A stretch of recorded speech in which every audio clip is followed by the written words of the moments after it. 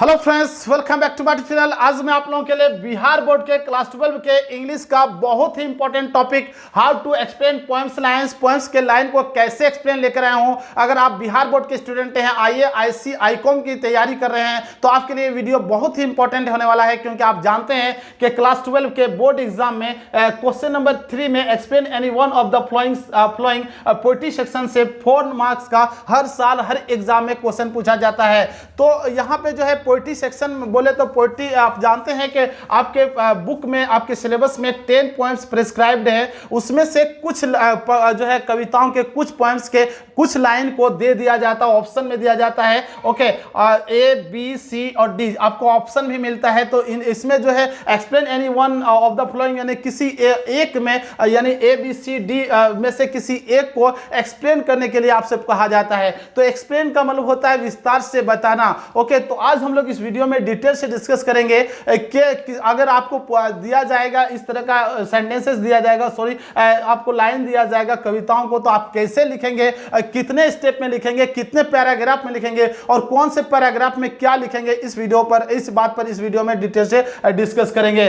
तो जो है फर्स्ट स्टेप में देखिए मैंने नंबरिंग भी किया है स्टेप वाइज, यानी paragraph wise, step 1, step 2, step 3, यानी 3 पैराग्राफ में 3 स्टेप में लिखना होता है। तो कौन से पैराग्राफ में क्या लिखेंगे, ओके, इसको पहले समझते हैं। तो मैंने यहां भी नंबरिंग किया है, यानी फर्स्ट स्टेप बोले तो फर्स्ट पैराग्राफ में आप लिखेंगे where have the lines been taken from, कहां से लाइन्स लिया गया है। तो अगर आप गौर से पढ़े होंगे टेक्स्ट बुक को, जो है पोएम, हर पोएम को लाइन बाय लाइन पढ़े होंगे, तो आपको याद आ जाएगा, समझ में आ जाएगा कि लाइन कहां से लिया गया है। अगर आपको जो है आपको समझ में नहीं आ रहा होता है कि कहां से लिया गया है, तो कैसे लिखेंगे, इस बात पर भी लास्ट में हम लोग डिटेल से डिस्कस करेंगे।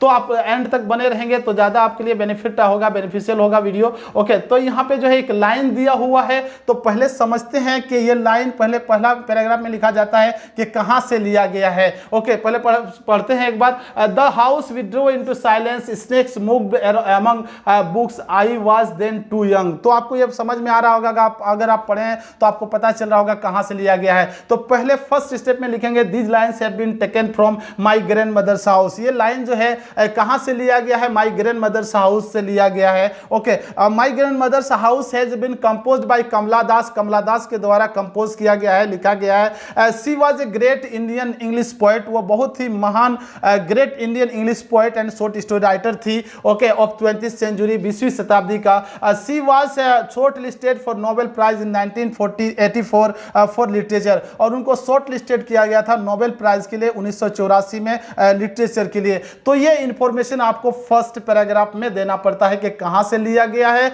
और कौन सा कविता से लिया गया है, उसके लेखिका कौन है या लेखक कौन है, यानी राइटर कौन है या पोएट कौन है, तो ये बताया जाता है। सेकंड स्टेप में आप क्या लिखेंगे, what does the poet want to say through this lines, in जो है लाइन के जरिए कवि क्या कहना चाहता है, तो इसको जो है सेकंड स्टेप में लिखा जाता है। Through this lines the poetess describes about her grandmother's house.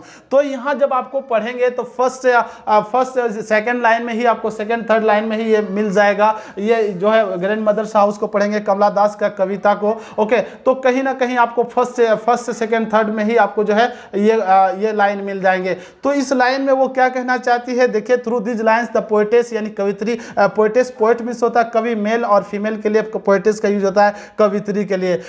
तो यहाँ पे थ्रू दिस लाइन्स, इन जो है लाइन के माध्यम से the poetess describes about her grandmother's house, तो उस पोएटेस जो है डिस्क्राइब करती है अपने ग्रैंडमदर्स घर का, ओके, हाउस का। She also used to live with her grandmother's in that house, और उस घर में जो है अपने दादी माँ के साथ वो भी रहा करती थी, यानी Kamala Das. But after her grandmother's death, लेकिन उसके ग्रैंडमदर के डेथ के बाद the house withdrew into silence. देखिए, the house withdrew into silence, यानी पूरे घर में साइलेंट छा गया था, सन्नाटा छा गया था। स्नेक्स मूव्ड अमंग बुक्स, और स्नेक जो है बुक्स में अमंग बुक्स में जो है मूव कर रहे थे इधर उधर। Okay, I was then too young, और मैं उस समय बहुत छोटी थी। तो ये कौन कह रही थी, ये कह रही थी कमला दास कह रही थी। और जब इस माय ग्रैंडमदर्स हाउस को पढ़ेंगे तो आपको पता चलेगा कि माई ग्रैंड मदर्स हाउस एक कमला दास का एक ऑटोबायोग्राफिकल पोएम है।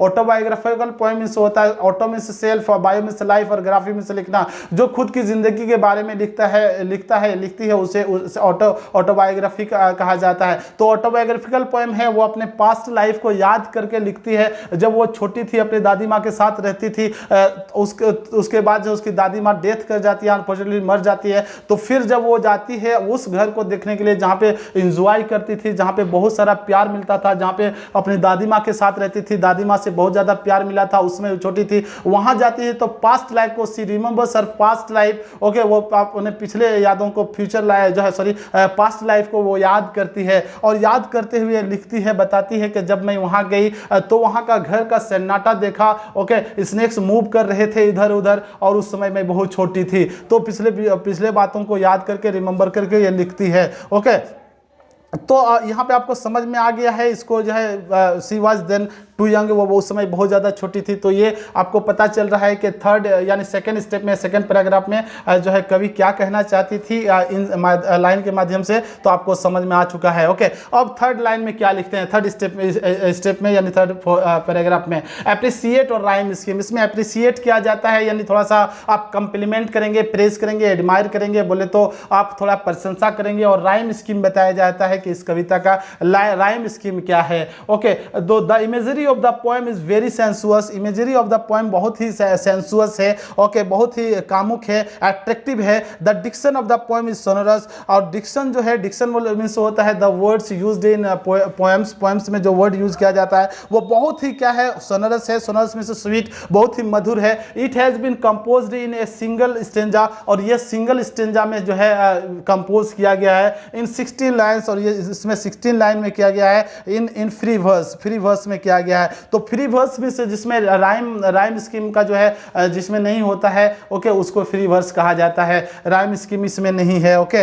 तो ये कहीं ना कहीं आप अल्टरनेट जो है पेंटामीटर टेट्रामीटर का भी यूज़ किया जाता है, किया गया है। यू कैन यहाँ पे लिख सकते हैं the poem has been written in alternate pentameter and tetrameter, तो यहाँ पे जोड़ सकते हैं। तो आई होप कि आप समझ चुके हैं कि आप कैसे लिखेंगे। ऐसे जो है कविताओं के लाइन्स दिए रहेंगे तो आप कैसे लिखेंगे। ओके, तो अगर आप इसको याद कर लेंगे और इससे अगर पूछा जाता है, कोई भी लाइन को पूछा जाता है इसका, तो आप फर्स्ट स्टेप में ये चीज़ तो लिखेंगे ही। अगर इस कविता से आपको समझ में आ रहा है, कुछ लाइन 16 लाइन दिया हुआ है ना इसमें, तो 16 लाइन में से 2 लाइन पर हम लोग बात कर रहे हैं, और 14 लाइन्स रिमेनिंग हो जाता है, शेष रह जाता है। तो रिमेनिंग अगर 40 लाइन्स में आपको पता चल रहा है कि ये जो है माई ग्रैंड मदर्स हाउस से लिया गया है, तो आप इसको हर स्टेंजा में आपको अगर दूसरा पूछा जाता है तो आपको फर्स्ट स्टेप में यानी फर्स्ट पैराग्राफ में ये लिखेंगे। सेकेंड पैराग्राफ में according the subject of the कह सकते हैं लाइन के सब्जेक्ट के अनुसार यहाँ पे चेंज कर सकते हैं। यू कैन चेंज हियर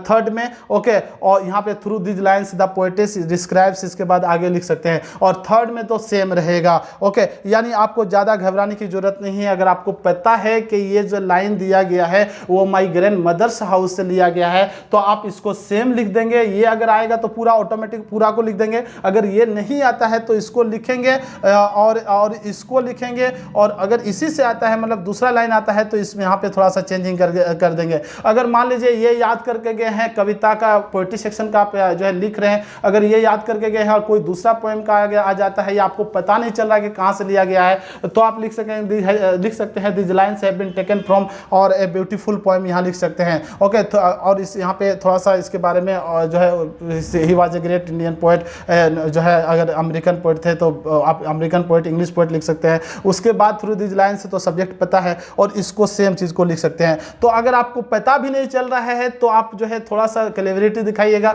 थोड़ा सा अगर आप होशियारी दिखाइएगा वहाँ, तो इजी वे में आप लिख सकते हैं। आई होप आप समझ चुके हैं। आप एक बार स्क्रीनशॉट ले लीजिए। मैं इसका जो है माई ग्रैंड मदर्स हाउस का मैं 2 वीडियो ऑलरेडी बना चुका हूँ इसका। ओके, एक ऑब्जेक्टिव और दूसरा सब्जेक्टिव, क्योंकि आप जानते हैं कि बिहार बोर्ड में क्लास 12 में 50% ऑब्जेक्टिव और 50% सब्जेक्टिव क्वेश्चन पूछा जाता है। इसलिए मैं इंग्लिश के हर चैप्टर का, चाहे प्रोज सेक्शन हो या पोएट्री सेक्शन हो, सारे चैप्टर का जो है 2 वीडियो बना चुका हूँ, एक ऑब्जेक्टिव और दूसरा सब्जेक्टिव, तो उसका भी डिस्क्रिप्शन बॉक्स में लिंक दे दूंगा। ओके, ऑब्जेक्टिव वाला का और सब्जेक्टिव वाला का, माय ग्रैंड मदर्स हाउस का, तो तीनों वीडियो को देखेंगे, ऑब्जेक्टिव वाले को देखेंगे, सब्जेक्टिव वाले को देखेंगे और इसको देखेंगे, तो आपको कोई भी इस जो है इस पोएम से कोई भी क्वेश्चन पूछा जाए, अगर ऑब्जेक्टिव पूछा जाए, सब्जेक्टिव पूछा जाए, समरी पूछा जाए, या आपसे जो है एक्सप्लेनेशन पूछा जाए, एक्सप्लेन करने के लिए पूछा जाए, तो आपसे नहीं छूटेगा। आई होप आप समझ चुके हैं। अगर आपने अभी तक मेरे चैनल को सब्सक्राइब नहीं किया है तो प्लीज सब्सक्राइब कर लीजिएगा, दोस्तों को शेयर कीजिएगा, अच्छा लगा तो कमेंट जरूर कीजिएगा। Okay, keep watching my all videos, wish you all the best. मिलते हैं नेक्स्ट वीडियो में।